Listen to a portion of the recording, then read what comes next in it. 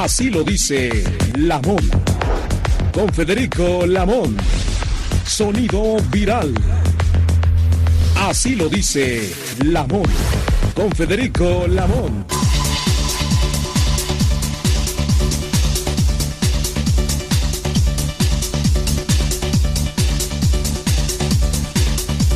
Muy buenas tardes, amigas y amigos de la audiencia, transmitiendo para ustedes desde la Ciudad de México a través de la señal de Radio Cañón 760 del cuadrante. Esto es posible gracias al empeño, profesionalismo del ingeniero David, como el colega Mejía. Están ahí ellos, a veces no se les escucha, pero lo que se pronuncia aquí y la claridad del mensaje se atribuye a ellos dos y los contenidos al colega Mejía. Y esta voz, junto con la de ustedes, elaboramos la información para una mejor toma de decisiones en el día con día. En la información, antes 55 18 77 60, invitarlos para que se comuniquen a su casa informativa Radio Cañón. El presidente López Obrador celebró que René Gavira, exdirector de finanzas de Segalmex, se entregara por el fraude de casi 20,000 millones de pesos a esta institución y garantizó que en este caso no habrá impunidad. Estas fueron las palabras del presidente López Obrador. Se está haciendo la investigación, ya hay otros detenidos y no hay impunidad. ¿El director de Segalmex está libre de culpa, señor presidente? Lo va a decidir la autoridad competente. A mí me importa mucho este asunto porque es el único caso que hemos tenido de corrupción. Único caso de corrupción en la presente administración, lo dijo el Ejecutivo Federal. En otra información y en el mismo escenario, el presidente afirmó que el conflicto en la Sala Superior del Tribunal Electoral del Poder Judicial de la Federación tiene que ver con el proceso electoral y es mejor no opinar al respecto. Sus palabras.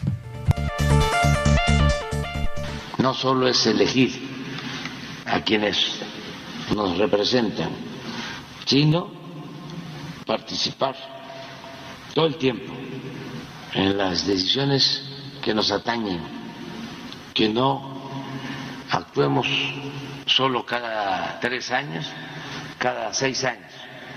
Que no se agote la democracia.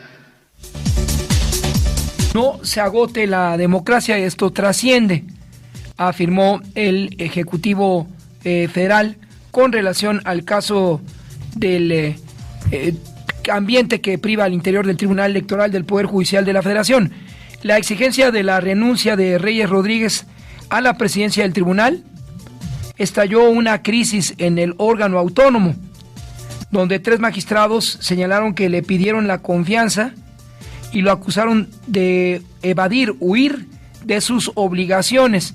Sería el segundo magistrado presidente del tribunal en renunciar de manera consecutiva. Hace 2 años y medio también lo hizo su antecesor. Felipe de la Mata, Felipe Fuentes y Mónica Soto señalaron que Rodríguez Mondragón no puede continuar al frente de este órgano por irregularidades como intromisión de despachos de abogados. El anterior magistrado presidente Audiencia fue acusado de lavar dinero en el extranjero y tener propiedades que jamás justificó. Ambos fueron impuestos en pasadas administraciones para estos cargos y ratificados por la Cámara Alta.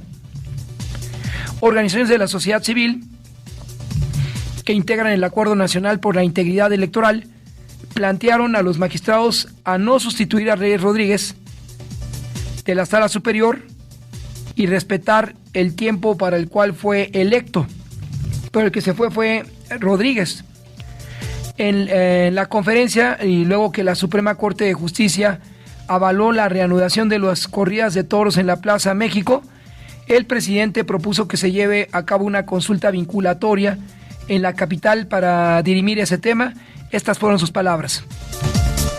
Mi recomendación, y en lo que yo pueda ayudar, es de que se convoque a una consulta en la Ciudad de México.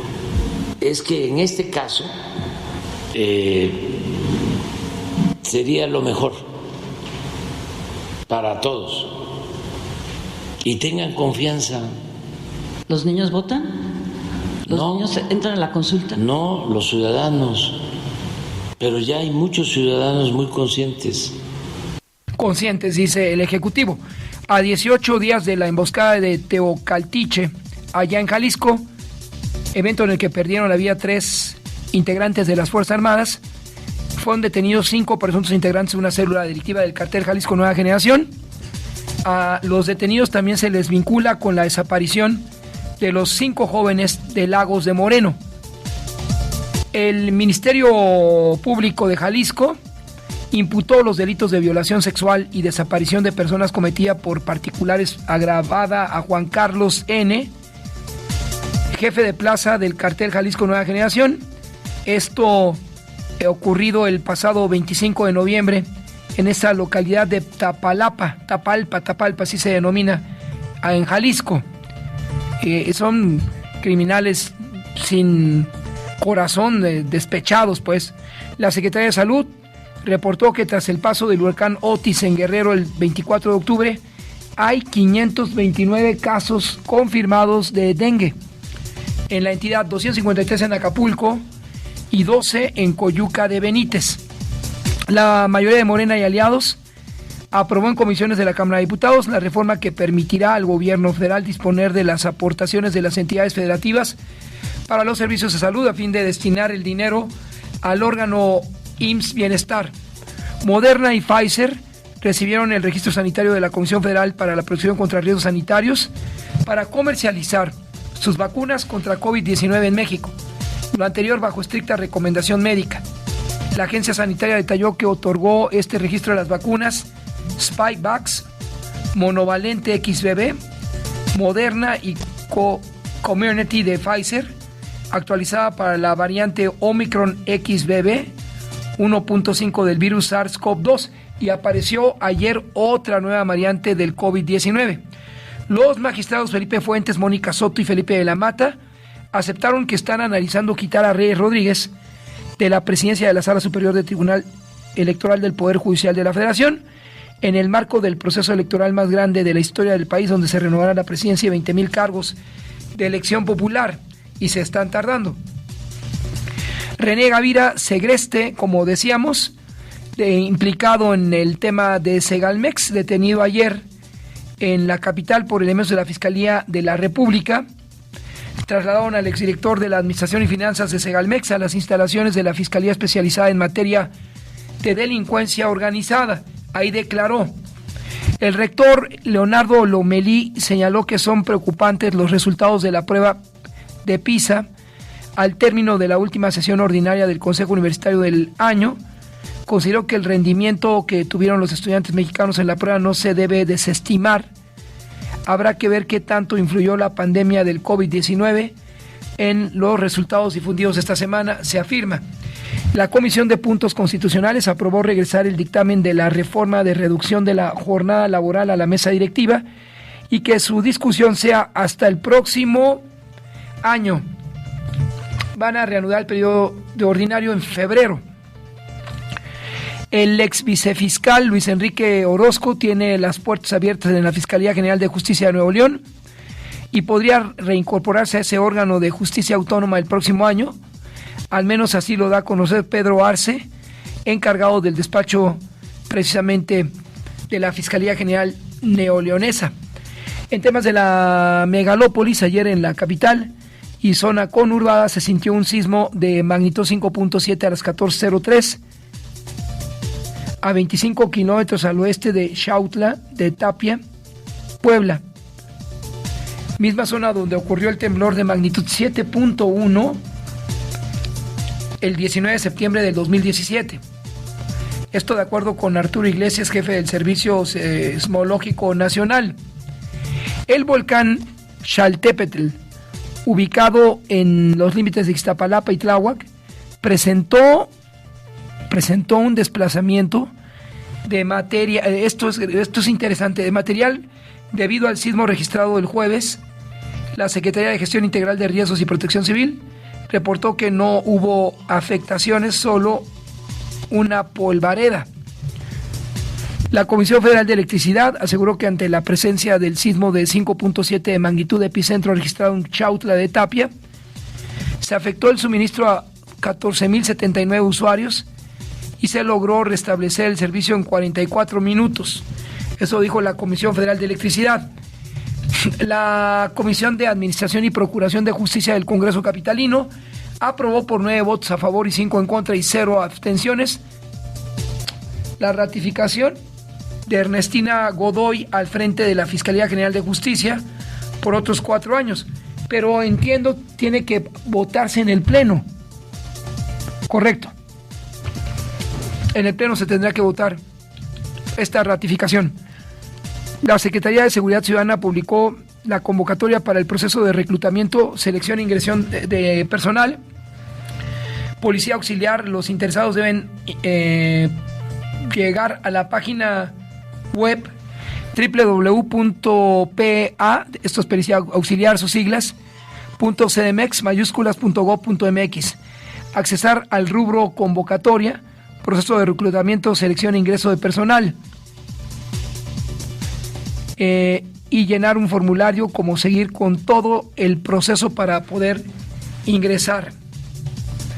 Santiago Taboada, precandidato único de la coalición Va por la Ciudad de México a la jefatura de gobierno en 2024, dio la bienvenida a la decisión del gobierno capitalino de retirar la propuesta del Plan de Desarrollo Urbano y el Programa General de Ordenamiento Territorial, que enfrentó el rechazo de organizaciones vecinales y asociaciones civiles.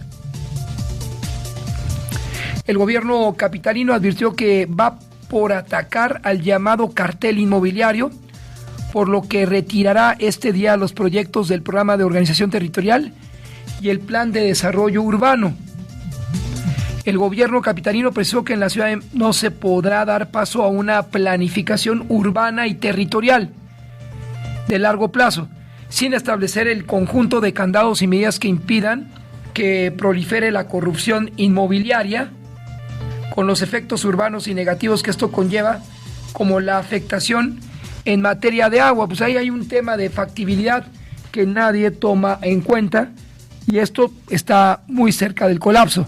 Conste, lo decimos hoy 8 de diciembre del 2023. Las obras de la nueva línea del trolebús, la 12, que correrá por Avenida Aztecas Taxqueña a Perisur, pasando por Los Pedregales en la alcaldía Coyoacán, está proyectada para iniciar en los primeros días del mes de enero. La Secretaría de Obras y Servicios publicará el próximo 14 de diciembre la licitación pública para la asignación de la obra.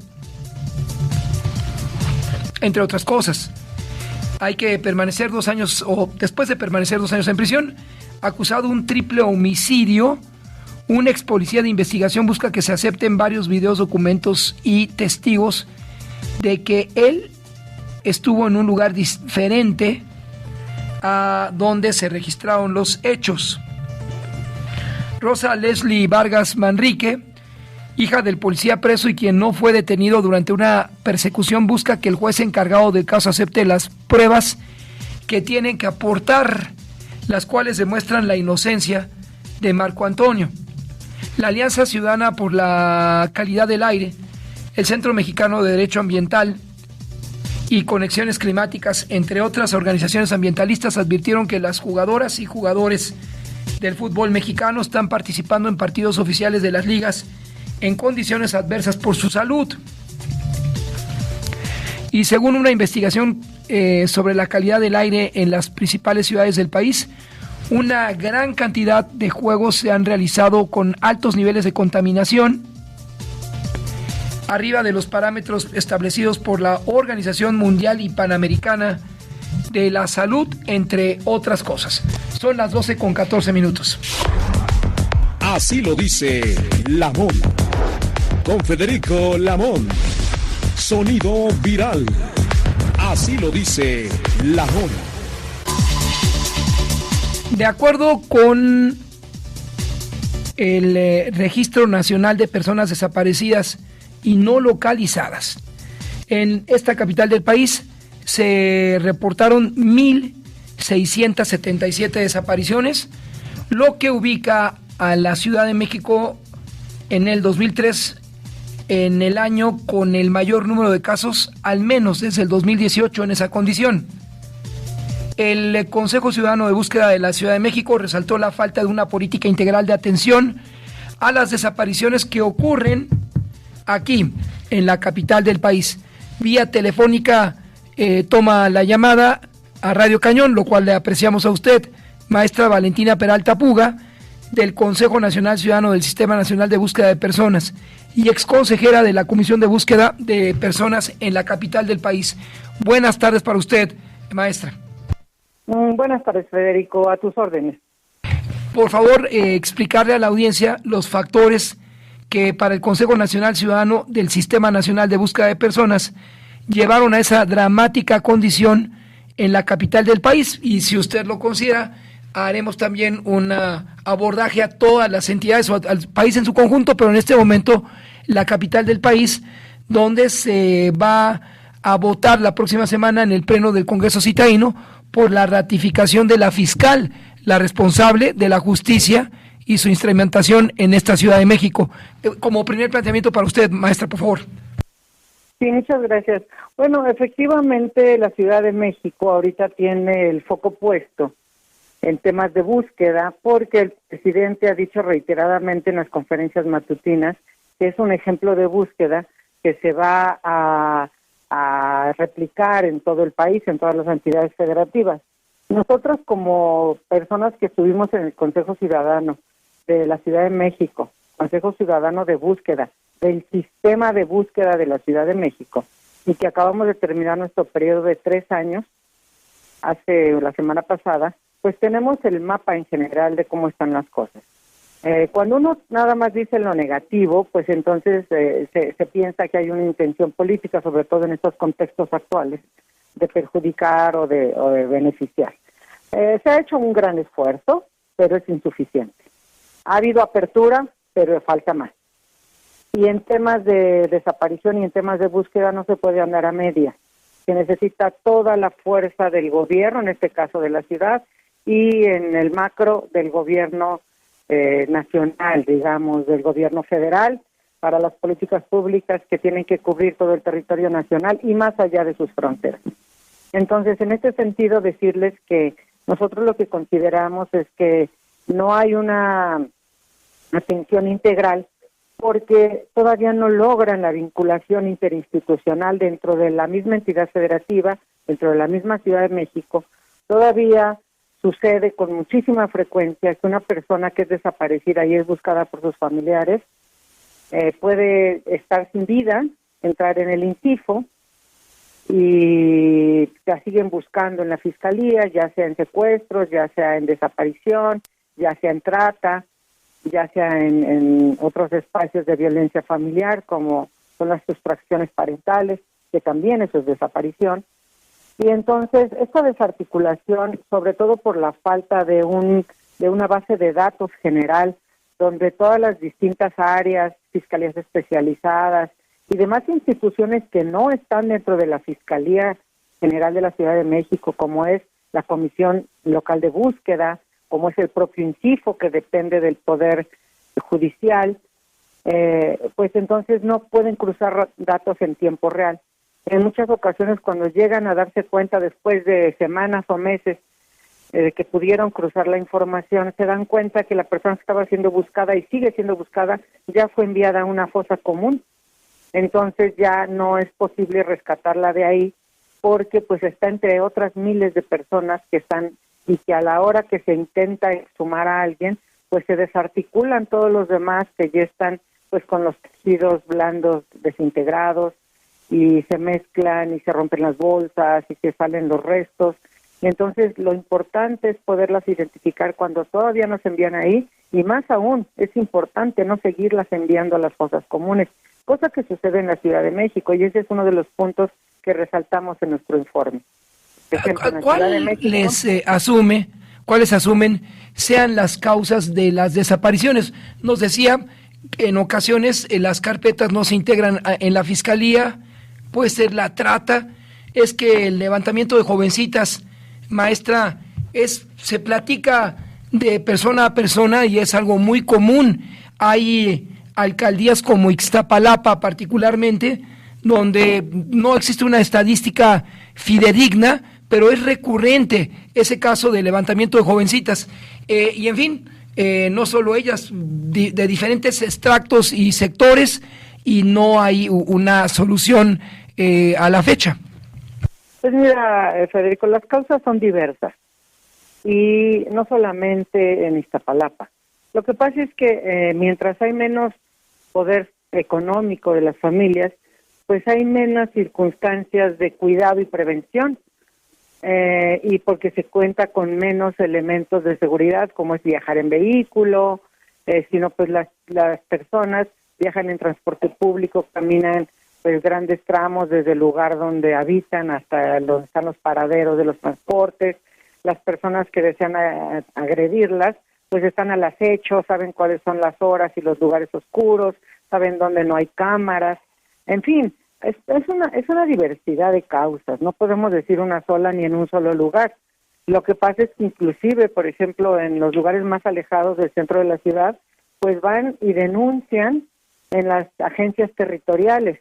Las agencias territoriales no son especializadas, ellas reciben todo tipo de denuncia y luego tienen que, después de una valoración, pues desde una perspectiva subjetiva de una sola persona, la envían o no a una fiscalía especializada. Entonces muchas veces los casos de desaparición pueden trivializarlos en un escritorio y decir, se fue con el novio, está de fiesta, le gusta la fiesta y por eso ya lo ha hecho antes, y no lo mandan con prontitud a la fiscalía especializada correspondiente, y tarda mucho, y tardan horas, y tardan días, y tardan semanas, a veces meses, a veces años, para que pueda irse a una fiscalía especializada, y cuando más tiempo pasa, más difícil es la búsqueda, porque las huellas, los rastros que va dejando las personas que no sabemos su paradero, se pierden. Muchas de ellas ya no se pueden recuperar, como son los videos. Ese es un tema en la Ciudad de México, porque la mayoría de las cámaras de seguridad se borran automáticamente a los 7 días, y muchas veces a los 7 días ni siquiera ha llegado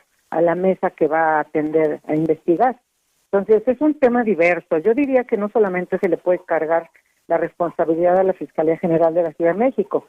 Hay muchas otras instituciones relacionadas, no solo locales, sino también nacionales y metropolitanas, porque no olvidemos que la Ciudad de México está rodeada por el Estado de México básicamente, y en la parte sur tiene contacto con el Estado de Morelos, y a la vez el Estado de México tiene contacto con otras 7 entidades federativas, y eso hace que las personas que desaparecen por distintas causas a una persona, muchas veces si les quitan la vida, van y las dejan en el Estado de México o más allá, Tlaxcala, Querétaro, Michoacán, todas las que circundan al Estado de México, porque finalmente saben que la falta de comunicación entre las instituciones a nivel local y además a nivel interestatal, ni siquiera regionalmente se comparten los datos en tiempo real.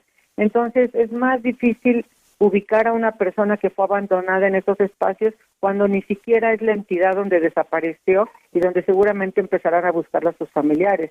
Entonces las diversas causas individuales, inclusive las que están por temas emocionales, sentimentales, herencias, deudas o encono, como la ciudadanía desgraciadamente en estos últimos 6 años se ha dado cuenta que la impunidad es una realidad. Entonces, en lugar de ir a tratar de resolver de otra manera sus conflictos personales de cualquier índole, pues se les hace fácil llevarse a una persona, quitarle la vida, inclusive irla a dejar en pedazos en distintos lados, y sabiendo que de aquí a que la perician, de aquí a que encuentran los restos, entonces ellos pueden salirse con la suya, les digo, ya sea una herencia, sea una cuestión sentimental o lo que sea. Entonces, más bien es un tema donde tendríamos que estar fortaleciendo a las instituciones. A las personas ciudadanas lo que nos importa es que las instituciones sirvan. No nos importa el color de la cachucha del partido que esté gobernando. Nosotros tenemos el derecho a que las instituciones sirvan y los gobiernos tienen la obligación de garantizar nuestra seguridad y de procurar justicia, cosa que no sucede.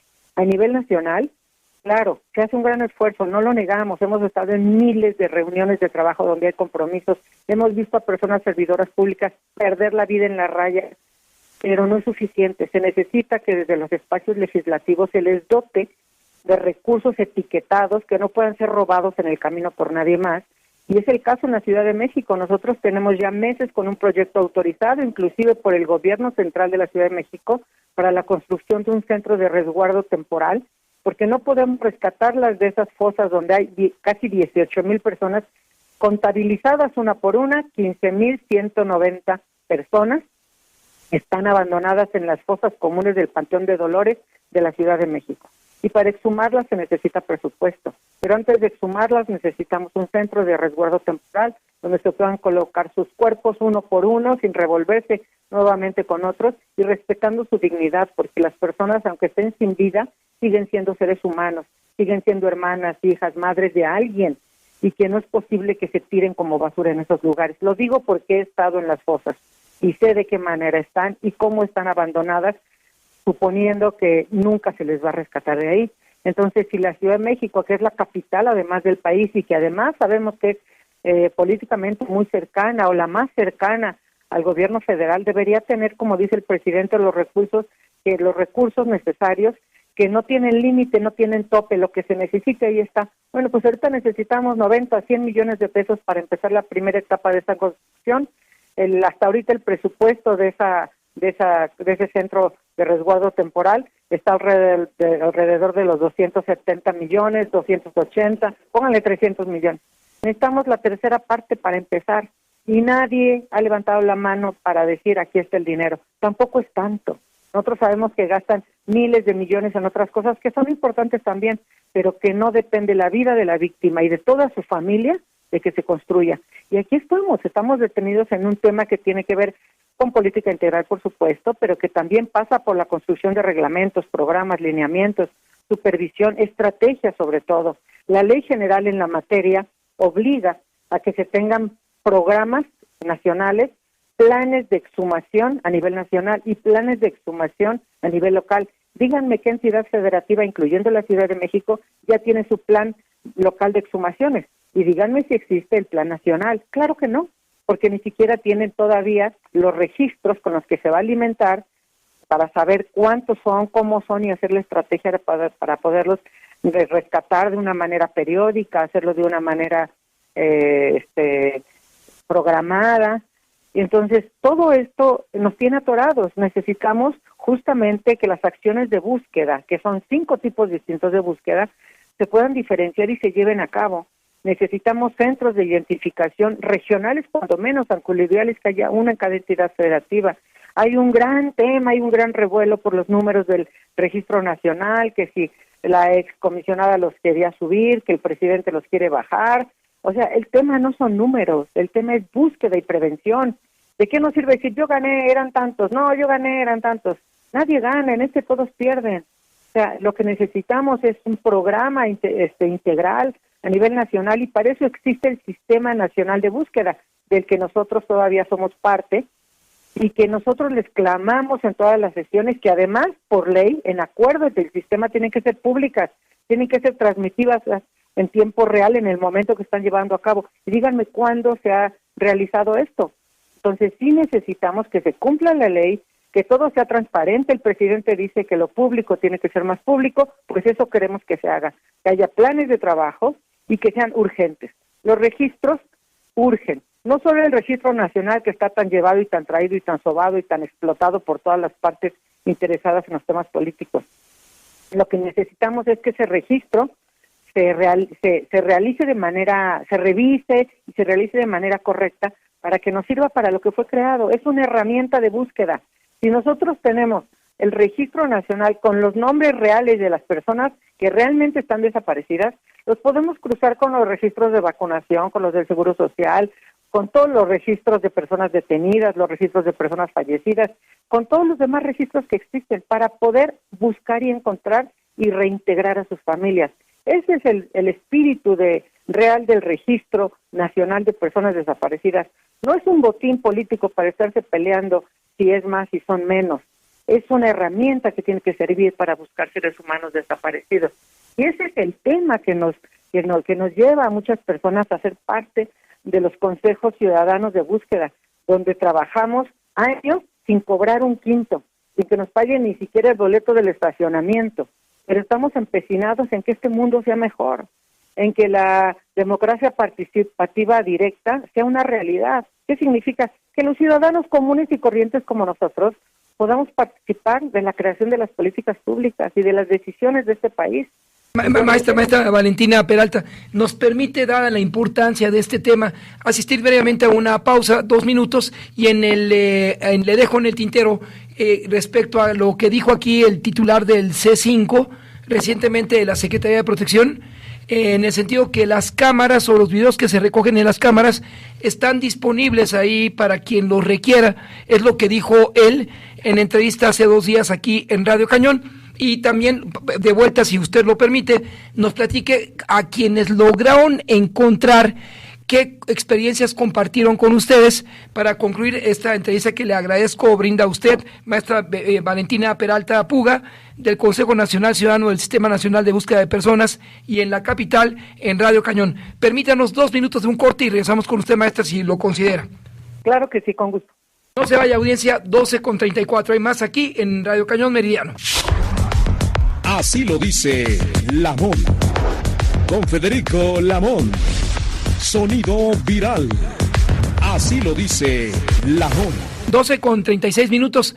De vuelta con usted, maestra Valentina Peralta, del Consejo Nacional Ciudadano del Sistema Nacional de Búsqueda de Personas, y que dejamos 2 temas pendientes, al que agrego uno final. De acuerdo con Carla Quintana, afirma que no es cierto que haya 126,000 desaparecidos. No es cierto, dice, y lo vamos a probar porque hemos hecho un censo casa por casa y los desaparecidos se han encontrado. Esto lo dijo antes de presentar su dimisión. Le recuerdo a la audiencia, maestra, que ella fue la directora general de Asesoría Jurídica Federal y también fue y estuvo al frente de este tema tan álgido en la Comisión Ejecutiva de Atención a las Víctimas. De este último aseveración de la aludida y los temas que planteamos a usted antes del corte, le escuchamos, maestra, adelante, por favor. Claro que sí. Bueno, pues en relación a las cámaras de videovigilancia que hay en todo el país, y especialmente en la Ciudad de México una gran cantidad, que no todas sirven, hay que decirlo, es verdad que están a la disposición los videos, pero siempre y cuando un ministerio público solicite que se congelen o que se resguarden, porque si no, de manera automática, a los 7 días, la mayoría se borran para seguir usando ese disco duro, ese archivo, ese espacio para los nuevos videos. Ahora, hay algunas cámaras que se compraron en últimas fechas que guardan durante más tiempo, me parece que son 30 días, pero son una que otra en alguna avenida principal. Eso es insuficiente. Las personas que desaparecen a otras generalmente las llevan a lugares oscuros, a lugares aislados, donde por supuesto no están las cámaras modernas, están las cámaras viejitas y las que llegan a servir, porque muchas no sirven, y eso es algo que debería transparentar la autoridad, porque si no estaría haciendo un fraude. A ver, si nos dicen que hay 30,000 y de las cuales 10,000 no sirven, entonces nos están dando una cifra equivocada, cuando menos. Entonces, ese es un tema. Ahora, cuando se dan los hallazgos de las personas sin vida, o se llega a vincular, o se llega a tener la información de dónde fue atacada, cuando vamos y le decimos al Ministerio Público, fue en la esquina de Pirineos y Sevilla, pues cuando va en la cámara de ahí ya borró el video. O sea, eso que les dicen, pues de alguna manera es parcial, porque sí están a disposición, siempre y cuando los pida un Ministerio Público. Si los pide, por ejemplo, un comisionado de búsqueda, de las comisiones que hay 33 en el país, pues no se lo dan, porque no es una autoridad, no es una autoridad que esté capacitada o que esté facultada para pedir esa información. Tiene que ser a través de un Ministerio Público. Y la relación entre las fiscalías y sus ministerios públicos con las comisiones de búsqueda y sus empleados todavía no es tan tersa como tiene que ser. Todavía las fiscalías siguen teniendo una sensación de invasión por parte de estos nuevos órganos, de estas nuevas áreas de gobierno, que son parte de una ley general, no es de que quieran, es su obligación abrir el espacio y trabajar de manera colaborativa. Por otro lado, decir, en este otro tema que nos decías, bueno, la excomisionada de búsqueda a nivel nacional, Carla Quintana, nosotros lo sostenemos, independientemente de que ella haya tenido fricciones con sus superiores por las causas que sean y lo que se le vaya a señalar y lo que se le vaya a encontrar y lo que se le vaya a inventar. La realidad es que es una persona que de sol a sol trabajó durante años de manera incansable, hombro con Alejandro Encinas, para que exista la estructura que ahora existe en búsqueda a nivel nacional y a nivel local. Entonces, nos parece ingrato la manera como tan incisiva en que se le ha querido denostar y señalar y responsabilidad, por ejemplo, del crecimiento de cifras del registro. ¿Cómo ella va a poder manipular las cifras hacia arriba si quienes alimentan el registro son las autoridades locales, inclusive las autoridades de Morena, de los locales, de los gobiernos locales? Ella no puede meter las cifras, por ejemplo, que tiene que meter Tamaulipas o cualquier otra entidad federativa. Ahí las únicas instituciones facultadas para meter datos al registro son las fiscalías locales y las comisiones de búsqueda. Y esas mismas entidades son las que tienen que bajarlas una vez que encuentran a la víctima con vida o sin vida. Sí puede ser que ya no las bajaron por la causa que sea. Ya no las bajaron y siguió creciendo el registro, eso sí puede ser. O sea, a nosotros nos parece que por supuesto que todos necesitamos que sea un registro fidedigno con datos ciertos para que nos sirva como herramienta de búsqueda, como ya lo dijimos. Pero de ninguna manera se convierte en un trofeo para decir quién es el malo, quién es el bueno, o quién ganó, o quién perdió.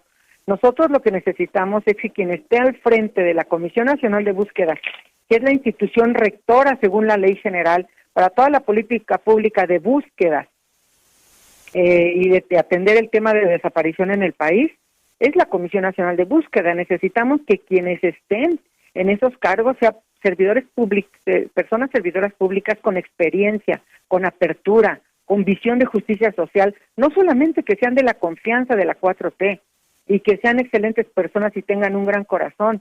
Eso no está discusión. Tienen que tener conocimiento técnico, porque si no lo tienen, no solo se van a equivocar en sus decisiones, sino que pueden ser manipuladas fácilmente por toda cantidad de personas y grupos oportunistas, como los hay en este espacio de víctimas y en particular de desaparición. Nosotros estamos viendo ONGs que por años le pegaron al presidente, que por años estuvieron con la insidia sobre las víctimas contra el presidente Andrés Manuel López Obrador, y ahora están de asesor en la CNB. Entonces dices, cuando menos que detecten a los oportunistas, a las personas que van con intención de manipular y que se cambian el color de la cachucha según les conviene a su bolsillo.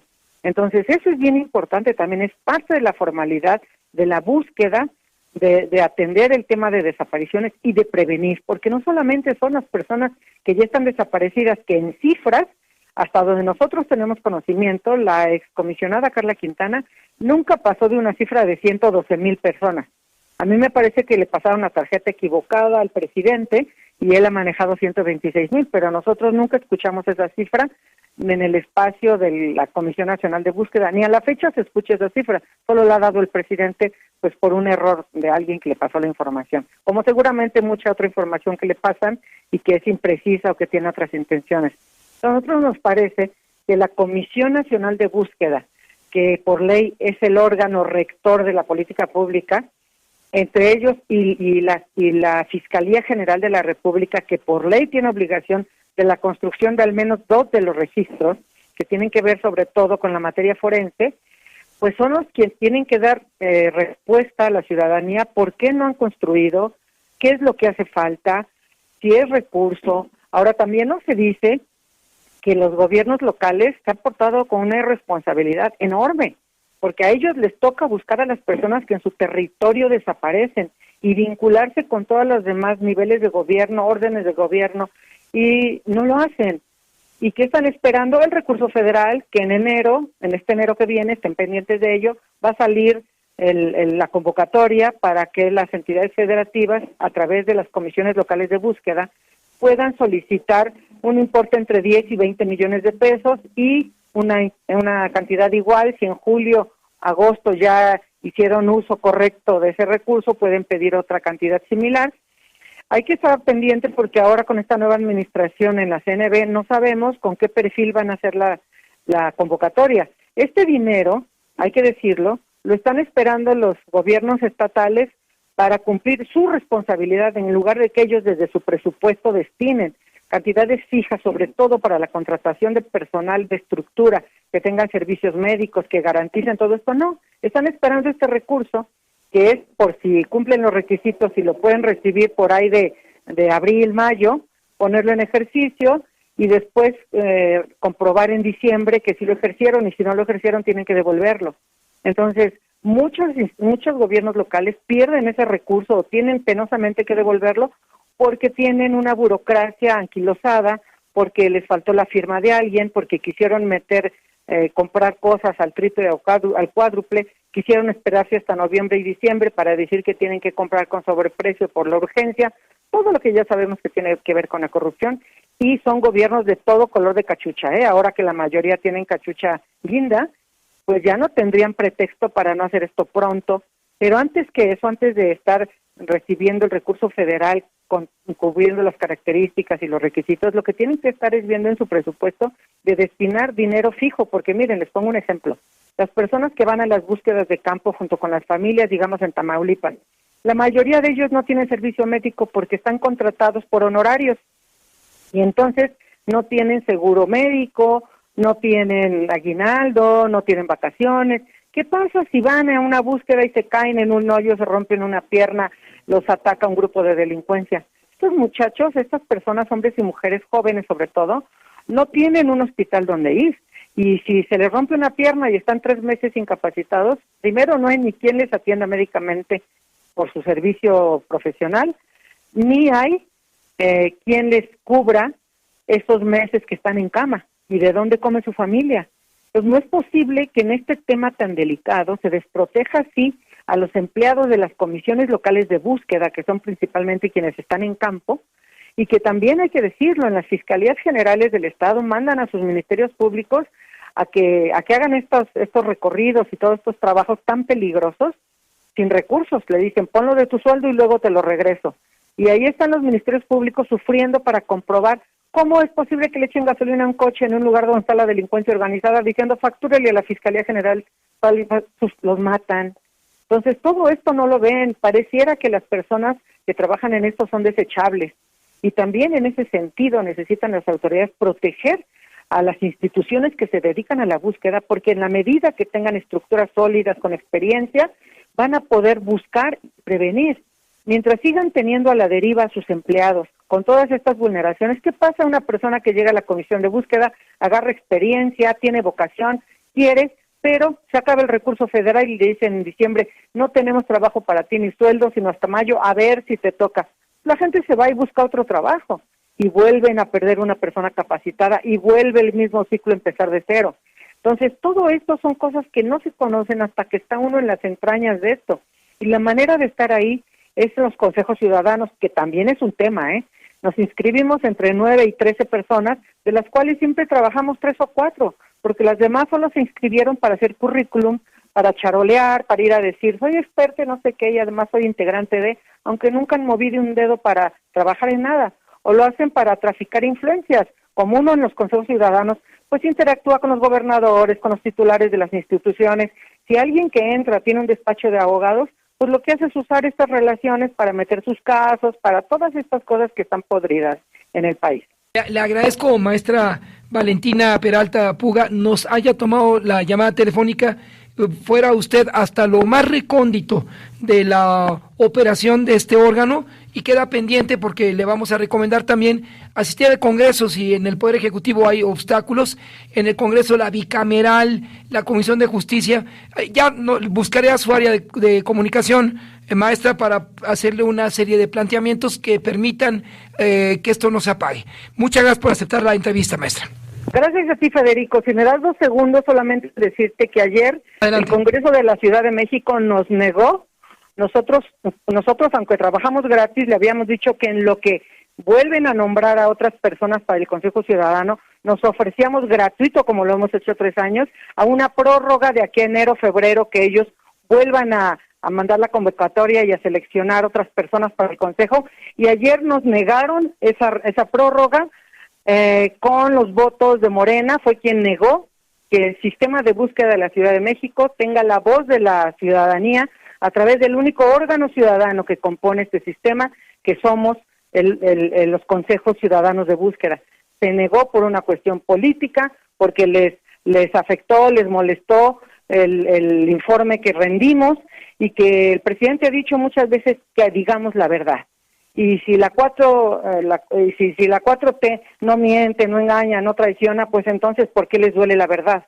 Y esta negativa que nos dio ayer en el Congreso los diputados y las diputadas de Morena no es en contra de nosotras que trabajamos gratis, es en contra de la ciudadanía, de la justicia, del dolor de las víctimas que cada día claman por encontrar a sus seres desaparecidos, a sus seres queridos, y por los que hoy están desapareciendo mañana y durante enero y febrero, y tal vez marzo, donde no va a haber Consejo Ciudadano.